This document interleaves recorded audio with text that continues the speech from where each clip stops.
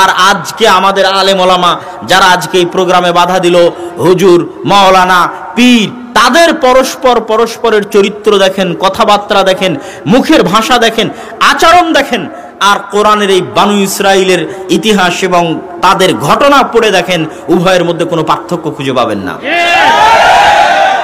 বানু ইসরাইলেরা যেমন নিচু হীনু মন মানসিকতা নিয়ে গোলামির কারণে তাদের মধ্যে নিচু হীনু মন মানসিকতা তৈরি হয়েছে, আমাদের মুসলমানদের মধ্যেও দীর্ঘ 250 থেকে 300 বছর গোলামির কারণে। কাদের গোলামি?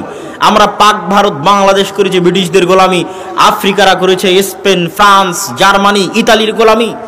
এখনো আফ্রিকান মুসলিম কান্ট্রিগুলো ফ্রান্সের গোলামি করতে করতে, কেননা ব্রিটিশদের রুলস ছিল ডিভাইড অ্যান্ড রুল।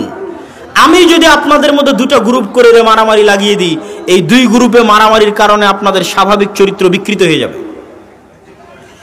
উনি সরকারি উঁচু পর্যায় থেকে এসেছে, এই জন্য আত্মমর্যাদা, আত্মসম্মান নিয়ে প্রতিষ্ঠান ধরে রাখতে পারছে, তাদের শত বাধার মধ্যে সবর, ধৈর্য ধারণ করতে পারছে। এটা হচ্ছে ব্যক্তিত্বের পরিচয়।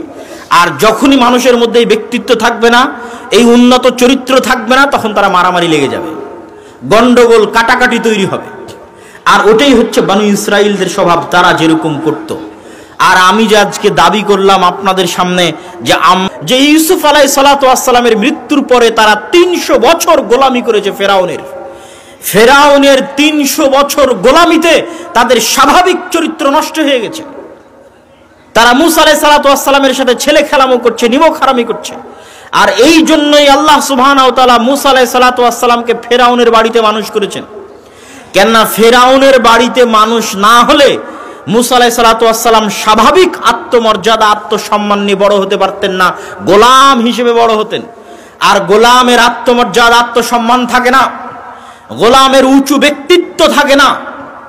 যখন মুসা আলাইহিসসালাম ফেরাউনের বাড়িতে রাজপ্রাসাদে স্বাধীনভাবে বড় হয়েছেন, তখন তার স্বাভাবিক আত্মমর্যাদা, আত্মসম্মান, ব্যক্তিত্ব, উন্নত চরিত্র বহাল থেকেছে। তখনই যখন রাজপ্রাসাদ থেকে বের হয়ে দেখেছেন যে একদল ফেরাউনের বাহিনী বানু ইসরাইলের লোকদের উপর অত্যাচার করতেছে, তখন তিনি সহ্য করতে না পেরে এক থাপ্পড় বসিয়ে দিয়েছেন।